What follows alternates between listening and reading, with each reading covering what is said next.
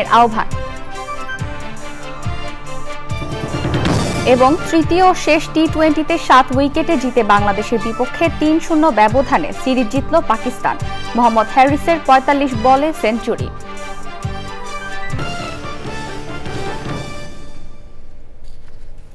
সংবাদ শিরোনামগুলো জানাচ্ছিলাম। এখনকার এই সংবাদ আয়োজন একই সঙ্গে চ্যানেল আই এর ইউটিউব চ্যানেল এবং চ্যানেল আই এর ওটিটি প্ল্যাটফর্ম আই স্ক্রিনে লাইভ স্ট্রিম হচ্ছে। শুরুতেই জাতীয় বাজেট 2025 থেকে 26।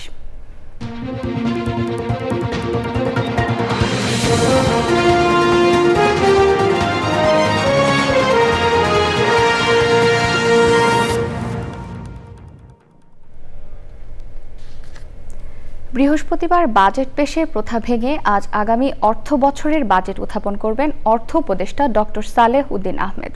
প্রায় 8 লাখ কোটি টাকার আয় ব্যয়ের হিসেবে খুব একটা নতুন উদ্যোগ থাকবে না কিংবা খোল নলচে বদলে ফেলার চেষ্টা করা হয়নি বলে জানিয়েছেন তিনি।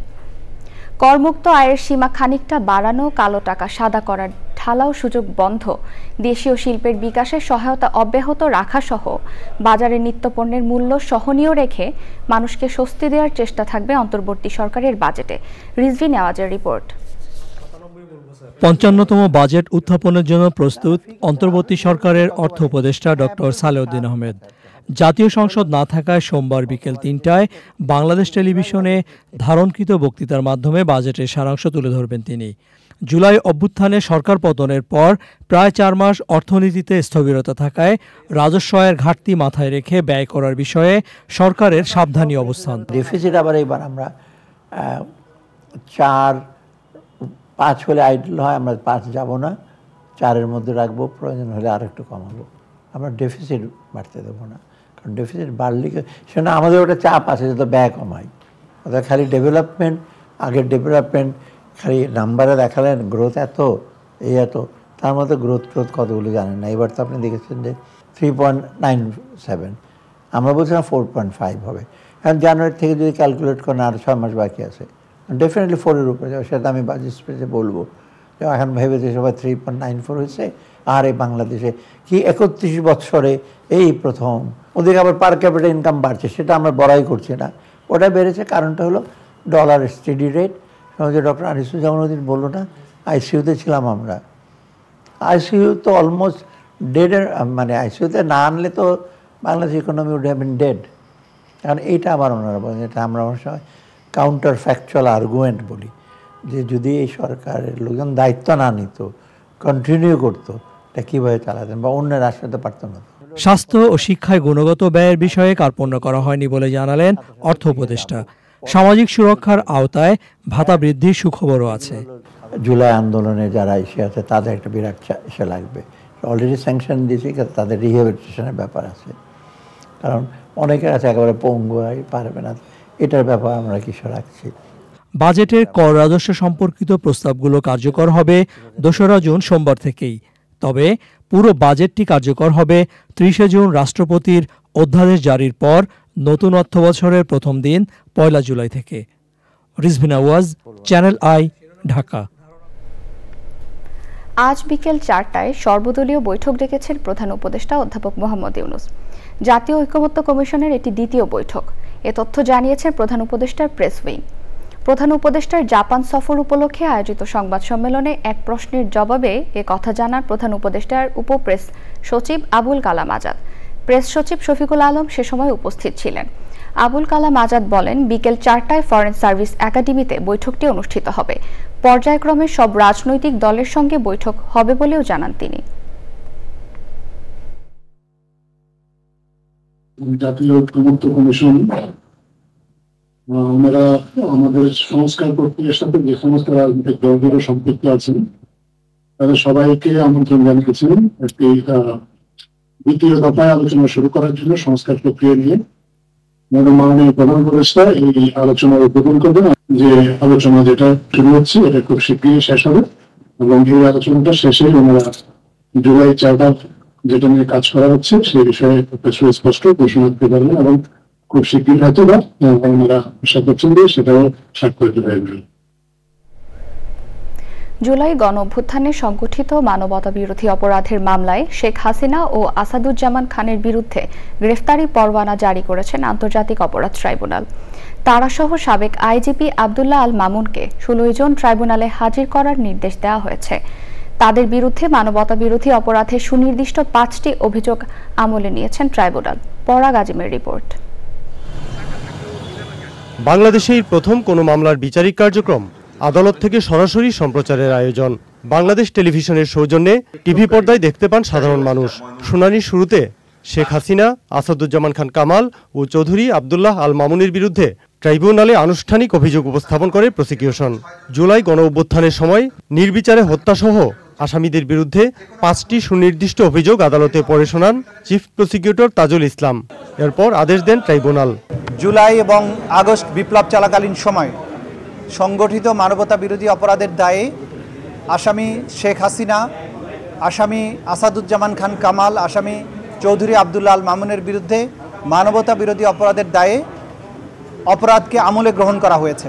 তাদের বিরুদ্ধে নতুন করে গ্রেপ্তারি পরোয়ানা জারি করা হয়েছে। 16 জুন আসামিদের উপস্থিতি এবং আসামিদেরকে গ্রেপ্তার করে হাজির করার জন্য নির্দেশ দেওয়া হয়েছে। ওই দিন যদি আসামিরা উপস্থিত হন তাহলে সেদিন থেকে আনুষ্ঠানিক বিচারের প্রক্রিয়া শুরু হবে। যদি আসামি কেউ অনুপস্থিত থাকেন, আইন অনুযায়ী তাদেরকে অনুপস্থিত ঘোষণা করার একটা ব্যাপার থাকবে, সেটাও সেদিন আদালত যথাযথ আইন প্রক্রিয়া অনুযায়ী সেদিন ঘোষণা করবে।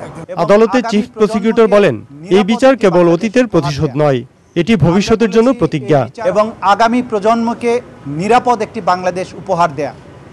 আমরা বলেছি এই বিচার হবে আবেগ শূন্য, প্রমাণ নির্ভর, তথ্য নির্ভর, নিরপেক্ষ এবং ন্যায় বিচার। মামলায় 3 অভিযুক্তের মধ্যে সাবেক আইজিপি চৌধুরী আব্দুল্লাহ আল মামুন কারাগারে আটক আছেন। তাকে ট্রাইব্যুনালে হাজির করা হয়নি। আসামিদের বিরুদ্ধে পর্যাপ্ত তথ্য প্রমাণের আলোকে বিচারিক কার্যক্রম এগিয়ে নেওয়া হবে বলে জানিয়েছেন চিফ প্রসিকিউটর। পরাগ আজিম, চ্যানেল আই, আন্তর্জাতিক অপরাধ ট্রাইব্যুনাল, ঢাকা। তত্ত্বাবধায়ক সরকারের আদলে ছোট উপদেষ্টা পরিষদ করে নির্বাচন দিতে সুবিধা হবে বলে মন্তব্য করেছেন বিএনপি নেতারা। রাজধানীতে আলোচনা সভায় তারা বলেন, ডিসেম্বরের মধ্যে নির্বাচন না দিলে এমন ষড়যন্ত্র হবে যে নির্বাচনই হবে না। বাংলাদেশকে নিয়ে একদল মতলববাজ খেলছে বলেও অভিযোগ করেন তারা। রাহুল রায়ের রিপোর্ট। বিএনপির প্রতিষ্ঠাতা ও সাবেক রাষ্ট্রপতি জিয়াউর রহমানের শাহাদাত বার্ষিকী উপলক্ষে জাতীয় প্রেস ক্লাবে সম্মিলিত পেশাজীবী পরিষদের আলোচনায় অংশ নেন বিএনপির সিনিয়র নেতারা। আগামী সোমবার সংস্কার নিয়ে প্রধান উপদেষ্টার সঙ্গে আবারও আলোচনায় অংশ নেবেন বলে জানিয়ে তারা বলেন, এ পর্যন্ত ঐক্যমতে পৌঁছানো বিষয়গুলো নিয়েই নির্বাচন করা যায়। নির্বাচনের সময় আর নির্বাচনকালীন সরকার কেমন হতে পারে তা নিয়েও কথা বলেন তারা। 52টি দল একত্রিত হয়ে নির্বাচন ডিসেম্বরে চায়। এর থেকে যদি বিলম্ব হয়, আপনারা এমন সব ষড়যন্ত্রের মোকাবেলা হবে যে কখন নির্বাচন হয় আমরা অনিশ্চিত। সেই জন্য আমরা ডিসেম্বরের মধ্যে চাই যারা বিতর্কিত অবস্থা তাদেরকে বাতিল করে তত্ত্বাবধায়ক সরকারের আদলে ছোট্ট যদি পরিষদ করে, উপদেষ্টা পরিষদ, তাহলে সেখানে মতামতের ছোট হইলে মতামত কম থাকে, তাদের পক্ষে সেই নির্বাচনটা অনুষ্ঠান করা সুন্দর হবে। মুক্তিযুদ্ধ দল আয়োজিত আলোচনা সভায়ও বিভিন্ন বিষয়ে কথা বলেন বিএনপি নেতারা। বাংলাদেশটিকে নিয়ে এখন একদল মতলববাজ খেলছে। একটি পরাশক্তি বার্মায় প্রণয়ন করেছেন। এখন আমাদের দেশে একটি মানবিক করিডোরের নামে কিছু অংশ আমাদের হাত থেকে বেহাত হয়ে যাবে। শুনতে পাচ্ছি এখানে খ্রিস্টান কাম ইহুদি রাষ্ট্র গঠিত হবে এই অঞ্চলে, আমাদের পার্বত্য চট্টগ্রাম এবং তার আশেপাশের অঞ্চল নিয়ে। বিএনপি নেতারা বলেছেন, দেশের স্বার্থে সবাইকে ঐক্যবদ্ধ থাকতে হবে। রাহুল রায়, চ্যানেল আই, ঢাকা। পরিবেশ, বন ও জলবায়ু পরিবর্তন উপদেষ্টা সৈয়দা রিজওয়ানা হাসান বলেছেন, পরিবেশ সুরক্ষায় দেশের 18 কোটি মানুষেরই সচেতন হওয়া জরুরি। রাজধানীর আগারগাঁয়ে বিশ্ব পরিবেশ দিবস উপলক্ষে অনুষ্ঠানে টেকসই ভবিষ্যৎ বিনির্মাণে যে কোনো উন্নয়নের ক্ষেত্রে প্রকৃতি সংরক্ষণ ও পরিবেশ বান্ধব প্রযুক্তি ব্যবহারে গুরুত্ব আরোপ করেন বক্তারা। পরিবেশগত সংকট মোকাবেলায় গণমাধ্যমকে আরও দায়িত্বশীল হওয়ার আহ্বান জানিয়েছেন বিশিষ্টজনরা। আলিম আল রাজির রিপোর্ট। বৈশ্বিক সংকটের অন্যতম প্রধান কারণ পরিবেশ দূষণ। মানুষের অপরিণামদর্শী নানা কর্মকাণ্ডে যেমন মাটি, পানি ও বায়ু দূষণ বৃদ্ধি পাচ্ছে, তেমনই ধ্বংস হচ্ছে বাস্তুতন্ত্র, ছড়াচ্ছে নানা রোগবালাই। প্রতিনিয়ত ধ্বংস হতে থাকা প্রাণ প্রকৃতি রক্ষায় পরিবেশ বিষয়ক সংস্কার ভাবনা, বর্তমান প্রেক্ষাপট ও চ্যালেঞ্জ শীর্ষক অনুষ্ঠানে উঠে আসে পরিবেশ দূষণের ভয়াবহ চিত্র ও করণীয় বিষয়ক রূপরেখা। দেশ অনেক আগে গেছে, পরিবেশেরও অনেক পরিবর্তন হয়েছে, আইন পরিবর্তন হয় নাই। যে প্রবলেমগুলো উচ্চারিত হয়েছে এগুলোর জন্য সবচেয়ে বেশি প্রয়োজন হলো জনসচেতনতা বৃদ্ধি করা। ওয়েস্ট ম্যানেজমেন্ট না বলে একটি রিসোর্স ম্যানেজমেন্ট, এই যে মাইন্ডসেটটা চেঞ্জ করতে হবে। যে ওয়েস্ট পাওয়া যায়, প্লাস্টিক বলেন, এর মধ্যে মেটাল আছে, অর্গানিক ম্যাটার আছে, সবগুলি কনভার্ট করা যায় রিসোর্সে। পরিবেশ অধিদপ্তরের মেইন ম্যান্ডেটই হচ্ছে পরিবেশ সুরক্ষা দেওয়া, এবং সেই সুরক্ষা দিতে গেলে আপনাকে এনফোর্সমেন্ট এবং ইসে যাইতে হবে, আইন প্রয়োগে যাইতে হবে। পরিবেশ অধিদপ্তরকেও যেমন স্কিলড হতে হবে, সাধারণ জনগণ তাদেরও সেইভাবে মন মানসিকতার পরিবর্তন হওয়া লাগবে। পরিবেশ সন্ত্রাসের বিরুদ্ধে অনুসন্ধানী প্রতিবেদন প্রচার সহ জনসচেতনতা বৃদ্ধিতে গণমাধ্যমের বাধ্যবাধকতা তুলে ধরেন বিশিষ্টজনরা। পরিবেশ রক্ষায় গণমাধ্যম একটি শক্তিশালী হাতিয়ার, তাই গণমাধ্যমকে আরও দায়িত্বশীল ও পরিবেশ বান্ধব হতে হবে। পাশাপাশি দূষণকারী শিল্প প্রতিষ্ঠান, অবৈধ বন নিধন বা নদী দখলের বিরুদ্ধে অনুসন্ধানী রিপোর্ট পরিবেশ রক্ষায় কার্যকর ভূমিকা রাখে। আমরা যতই বলি না কেন যে সচেতনতা বৃদ্ধি করতে হবে, পাশাপাশি আইনের প্রয়োগ খুব বেশি দরকার। আমি মনে করি এবার সামনে যে বাজেট আসছে, পরিবেশ মন্ত্রণালয় থেকে একটি ভালো বাজেটের জন্য একটা যেন উদ্যোগ নেওয়া হয়। আমরা সবাই মিলে হাতে হাত মিলিয়ে যখনই এগিয়ে আসব, তখনই কিন্তু আমাদের সমস্যার সমাধান আমরাই করতে পারবো। পরিবেশের সাথে সামঞ্জস্য রেখেই উন্নয়ন নিশ্চিতের পাশাপাশি পরিবেশ শিক্ষায় গুরুত্বারোপ করেন সংশ্লিষ্টরা। যে ছাড়পত্র দিচ্ছে সেই যদি মনিটরিং করে, কখনোই আমি করাপশন মুক্ত হতে পারবো না। সুতরাং আমার মনিটরিং এনফোর্সমেন্ট টোটালি আলাদা হতে হবে। যখন আমি আউটসোর্সিং করব, বাইরের কাউকে, যেমন এই এখনকার ছেলেপেলেরাই যদি একটা এন্টারপ্রেনারশিপ নিয়ে আসে যে আমি ওই সিটি কর্পোরেশনের ওই ওয়ার্ডটা পরিষ্কারের দায়িত্ব আমার, তখন আমি সিটি কর্পোরেশন তাকে মনিটর করতে পারবে, তখন পরিবেশ অধিদপ্তরও এনফোর্স করতে পারবে। সবাই এগিয়ে আসি, আমরা একসাথে কাজ করি, সংস্কারটা একসাথে হোক। সংস্কারের সবচেয়ে বড় জিনিসটা হচ্ছে যে প্রত্যেককে 18 কোটি মানুষকে পরিবেশ সচেতন হইতে হবে। তাকে বুঝতে হবে কেবল রাস্তা, ফ্লাইওভার, বিদ্যুতের চাহিদা এইগুলি জীবনের এক প্রধানতম চাহিদা হতে পারে না। বাতাস যদি দূষিত নিতে হয়, বিদ্যুৎ দিয়ে করবেনটা কি? পরিবেশ রক্ষা করা হবে উন্নয়নের সাথে সামঞ্জস্য রেখে না, উন্নয়ন করা হবে পরিবেশের সাথে সামঞ্জস্য রেখে। তবে শুধু পরিবেশ দূষণ প্রতিরোধী নয়, জীববৈচিত্র্য সমৃদ্ধ নিরাপদ ধরিত্রী বিনির্মাণে সমন্বিত উদ্যোগেও গুরুত্বারোপ করা হয়। আলিমান রাজি, চ্যানেল আই, ঢাকা। এবার কনকা ফ্রিজ কোরবানির হাটের খবর।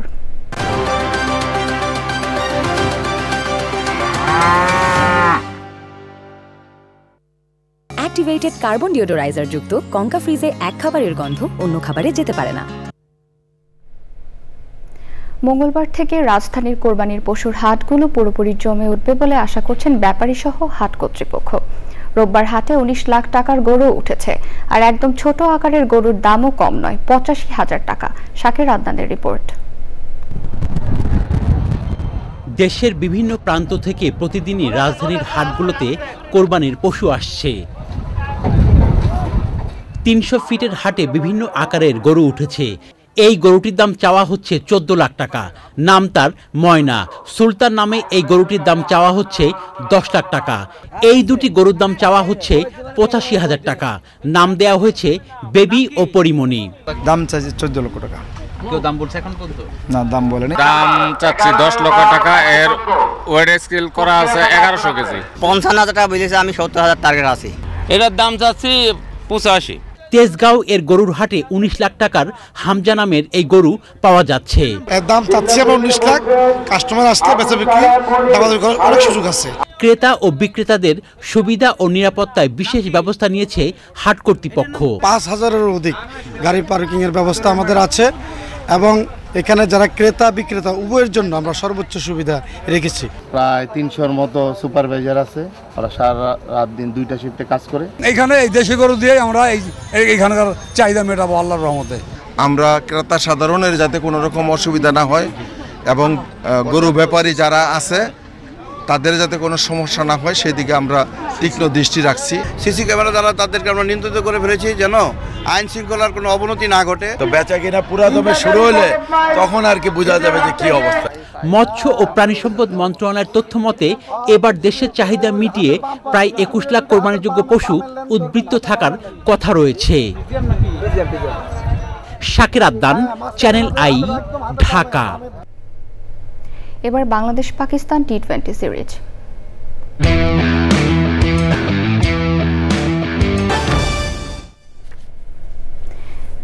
বিরতির পর আবারও স্বাগত জানাচ্ছি আপনাদের সবাইকে।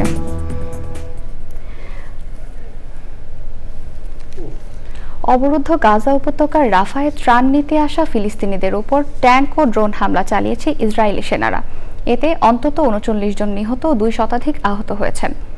সংবাদ মাধ্যম আল জাজিরা বলেছে, যুক্তরাষ্ট্রের বিতর্কিত গাজা মানবিক ফাউন্ডেশনের জিএইচএফ একটি বিতরণ কেন্দ্রের কাছে সাধারণ ফিলিস্তিনিদের ভিড় লক্ষ্য করে ওই হামলা চালায় ইসরায়েল। এছাড়া নিরাপদ অঞ্চল আল মাউসিতে ইসরায়েলি হামলায় শিশুসহ 3 ফিলিস্তিনি নিহত ও 20 জন আহত হয়েছে। যুদ্ধবিরতি লঙ্ঘন করে ক্রমাগত লেবাননের বিভিন্ন স্থানে হামলা চালিয়ে যাচ্ছে ইসরায়েল। রোববার দক্ষিণ লেবাননে ইসরায়েলি হামলায় 2 জন নিহত হওয়ার খবর জানিয়েছে দেশটির স্বাস্থ্য মন্ত্রণালয়। এদিকে ইসরায়েলের রাজধানী তেল আবিবের কাছে বেন গুরিয়ন বিমানবন্দরে ব্যালিস্টিক ক্ষেপণাস্ত্র হামলা চালিয়েছে ইয়েমেনের হুথিরা। তবে এতে কি পরিমাণ ক্ষয়ক্ষতি বা হতাহত হয়েছে তা এখনো জানা যায়নি।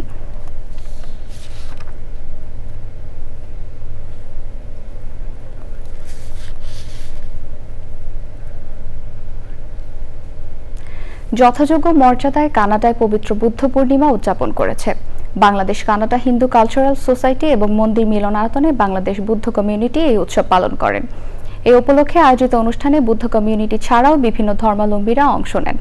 মন্ট্রিয়ল থেকে আগত ভান্তে প্রজ্ঞাশ্রীর কণ্ঠে মন্ত্রোচ্চারণের মাধ্যমে সূচনার পর আয়োজক কানন বড়ুয়া সকলকে স্বাগত জানান। বক্তৃতা করেন অন্টারিও প্রাদেশিক সংসদ সদস্য এমপিপি ডলি বেগম, বুদ্ধ সম্প্রচারের ধর্মগুরু ভান্তে সারনা পালসহ অন্যরা। কানন গার্ডিয়ান ফার্মেসির পৃষ্ঠপোষকতায় আয়োজিত অনুষ্ঠানের সাংস্কৃতিক পর্বে স্থানীয় জনপ্রিয় শিল্পীরা একক ও দলীয় সঙ্গীত এবং নৃত্য পরিবেশনার মধ্য দিয়ে বাঙালি সংস্কৃতির ঐতিহ্য তুলে ধরেন। চট্টগ্রামবাসীকে যানজটের ভোগান্তি থেকে রেহাই দিতে পরিবেশ বান্ধব মনোরেল প্রকল্প বাস্তবায়নের উদ্যোগ নিয়েছেন চট্টগ্রাম সিটি কর্পোরেশন। শহরের কালুরঘাট থেকে বিমানবন্দর, সিটি গেট থেকে কর্ণফুলী ব্রিজ এবং অক্সিজেন মোড় থেকে ফিরিঙ্গি বাজার পর্যন্ত বিভিন্ন পয়েন্টে প্রস্তাবিত এই মনোরেল প্রকল্পের মোট দৈর্ঘ্য হবে প্রায় 54 কিলোমিটার। ব্যয় হবে 20 থেকে 25 হাজার কোটি টাকা। চট্টগ্রাম সিটি মেয়র বলেছেন, মনোরেল প্রকল্প বাস্তবায়নের মাধ্যমে চট্টগ্রাম হবে দক্ষিণ এশিয়ার গেটওয়ে। চট্টগ্রাম থেকে মোহাম্মদ সুলাইমানের ক্যামেরায় চৌধুরী ফরিদের রিপোর্ট। চট্টগ্রাম শহরকে যানজটমুক্ত একটি ব্যবসা, পরিবেশ ও পর্যটন বান্ধব নগরী হিসেবে গড়ে তুলতে মনোরেল প্রকল্প চালুর উদ্যোগ নেন চট্টগ্রাম সিটি মেয়র। প্রকল্পটি বাস্তবায়নে সহযোগিতার হাত বাড়ায় চট্টগ্রামের শীর্ষ ব্যবসায়ীদের নতুন সংগঠন গ্রেটার চিটাগং ইকোনমিক ফোরাম। আমরা বলটা রোল করে দিয়েছি, এখন সরকারের হাতে।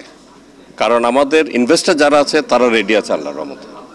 সরকারের যে প্রয়োজনীয় ছাড়পত্র এবং অনুমোদন এগুলো পাওয়ার সাথে সাথে তারা কাজটা শুরু করবে ইনশাআল্লাহ। জার্মান ও মিশরের joint venture company Orascom group ও Arab contractor group public private partnership PPP মডেলে এ প্রকল্পে 20 থেকে 25 হাজার কোটি টাকা বিনিয়োগ করবে। স্থানীয় সরকার মন্ত্রণালয়ের যৌথ সিদ্ধান্ত আঙ্গিকে আমাকে একটি সিদ্ধান্ত নিতে হবে। যদি ওনারা আমার অনুমতি এনে দিতে পারে, একে ইনভেস্টমেন্টটা হবে এবং এক না কেটে পাশ হতে হবে, তো বিশাল প্রকল্প, দেন আমি এগোতে পারবো। দেন আমি কনস্ট্রাকশন 3.5 থেকে 4 বছর, যেটা আপনার মনে বলেছে, তাহলে আমার 5 ইয়ার্স লাগবে। চট্টগ্রাম সিটি মেয়র বলেন, প্রকল্প বাস্তবায়ন হলে চট্টগ্রাম শহর হবে যানজট মুক্ত, পরিবেশ বান্ধব একটি স্মার্ট সিটি। এতে প্রয়োজনীয় লজিস্টিক সাপোর্ট ও ভূমি বরাদ্দ দেবে চট্টগ্রাম সিটি কর্পোরেশন। আমরা শহরটাকে সুন্দর করতে চাই, শহরটাকে আরও বেশি মানুষের জন্য যাতে বাসযোগ্য সেটা আমরা করতে চাই। যেহেতু মনোরেলটা কমপ্লিটলি জিরো কার্বন ইমিশন, এই জিরো কার্বন ইমিশনের কারণে গিয়ে একটা ইকো ফ্রেন্ডলি একটি যানবাহনে পরিণত হবে এবং সেটার কারণে এটা খুব গ্রহণযোগ্য হবে বলে আমি মনে করি।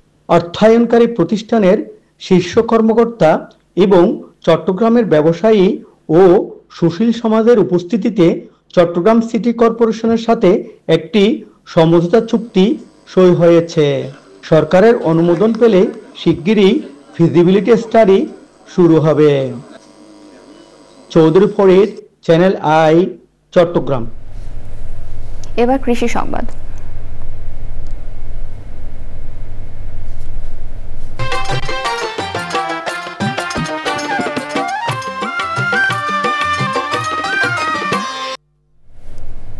চট্টগ্রামের কোরবানির হাটে মরুভূমির উট। মজ্জার থেকে প্রথমবারের মতো উঠেছে বিশাল 3টি উট। প্রতিটির দাম হাঁকানো হচ্ছে 30 লাখ টাকা করে। চট্টগ্রাম থেকে জাহিদ হাসান শাকিলের তথ্য, ভিডিও চিত্রে আল মুকসিদের রিপোর্ট। ঢাকার গাবতলী হাটের মতো এবার চট্টগ্রামের কর্ণফুলীতেও কোরবানির হাটে দেখা মিলছে উটের। কোরবানির আগের সপ্তাহে মাইজ্জারটেক হাটে মানুষের ঢল নেমেছে উট দেখতে। এই 3টি উটই এখন সবার কৌতূহলের কেন্দ্রবিন্দু। পরশুদিন করে এই উটটার দাম হয়েছিল, পার্টি এসে বলছে উটটা আপনি কত বিক্রয় করতে পারেন। আবার মামা দাম চলে 30-35 লাখ টাকা দাম চলে এই উটটা। দাম চাওয়ার পরে এখন ধরেন সেভাবে আছে, এখন কোনো পার্টি আসেনি এখানে। শৌখিন ক্রেতাদের জন্যই বিশেষভাবে সীমান্ত জেলা যশোরের বেনাপোল থেকে আনা হয়েছে এই উট। হাটের বড় আকৃতির গরু ছাগলের পাশাপাশি এই উট যোগ করেছে বাড়তি আকর্ষণ। সাগরিকা, সীতাকুণ্ড, মজ্জারটেকেও এর আগে অনেকবার আসা হয়েছে, কিন্তু এভাবে সচরাচর আমাদের চট্টগ্রাম, বিশেষ করে চট্টগ্রামে আগে কখনো আসেনি। আমাদের চট্টগ্রামের মধ্যে দেখা যাচ্ছে 3টা উট, এগুলা নিয়ে আসলে চট্টগ্রামের মানুষের মধ্যে একটু উৎসাহ উদ্দীপনা আছে। আকবর মামা এবার বিরাট খেলা জমিয়েছে। এবার যে উট আর যে মহিষ নিয়ে এসে, এরা মহিষ আর উট আকবর মামা কোনদিন আনেনি। চোখ ধাঁধানো আকৃতি ও ব্যতিক্রমী উপস্থিতি আর ভিন্ন আমেজে কোরবানির হাটে বাড়তি রং ছড়াচ্ছে মরুভূমির এই জাহাজ। আল মুকসিদ, চ্যানেল আই। এবার প্রকৃতি সংবাদ।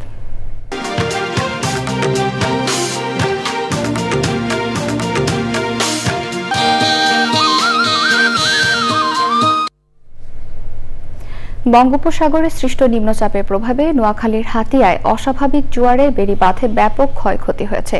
এরই মধ্যে বাঁধের 1/3 ভেঙে গেছে, যে কোনো মুহূর্তে ভেঙে যেতে পারে বাকি অংশ। আর এতে চরম উৎকণ্ঠায় রয়েছেন প্রায় 20,000 পরিবার। শিগগিরই বাঁধ মেরামতের দাবি জানিয়েছেন স্থানীয়রা। আলাউদ্দিন শিবলুর তথ্য, ভিডিও চিত্রে সঞ্জিদা স্নিগ্ধার রিপোর্ট। বঙ্গোপসাগরে সৃষ্ট নিম্নচাপের কারণে 3 থেকে 4 ফুট উচ্চতার জোয়ারের ক্ষতিগ্রস্ত হয় চরঈশ্বর ইউনিয়নের নলচিরা ঘাট থেকে বাংলাবাজার পর্যন্ত 4 কিলোমিটার বেড়িবাঁধের প্রায় অর্ধেক।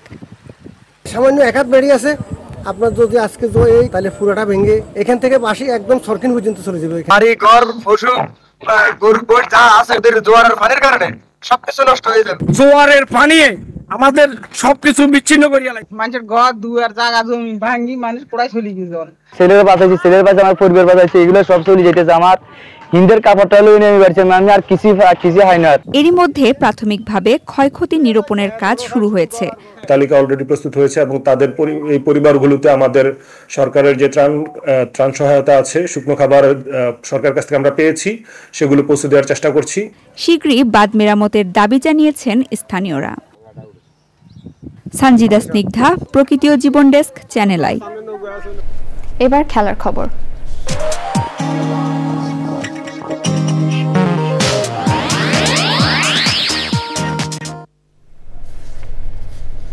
জানিয়ে দিচ্ছি আরো একবার, প্রায় 8 লাখ কোটি টাকার বাজেট আসছে আজ। থাকছে জুলাই যোদ্ধাদের জন্য বিশেষ বরাদ্দ, বন্ধ হচ্ছে কালো টাকা সাদা করার সুযোগ। শেখ হাসিনা ও আসাদুজ্জামান কামালের বিরুদ্ধে গ্রেপ্তারি পরোয়ানা, 16 জন সাবেক আইজিপি সহ 3 আসামিকে ট্রাইব্যুনালে হাজিরের নির্দেশ।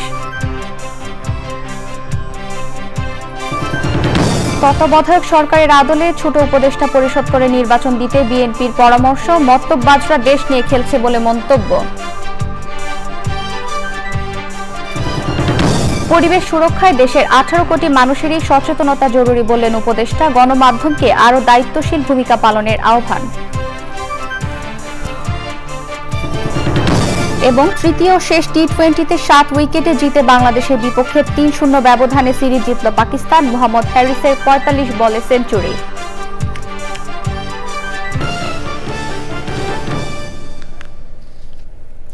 দর্শক, এই ছিল এখনকার সংবাদ আয়োজন। এতক্ষণ সাথে থাকার জন্য ধন্যবাদ সবাইকে।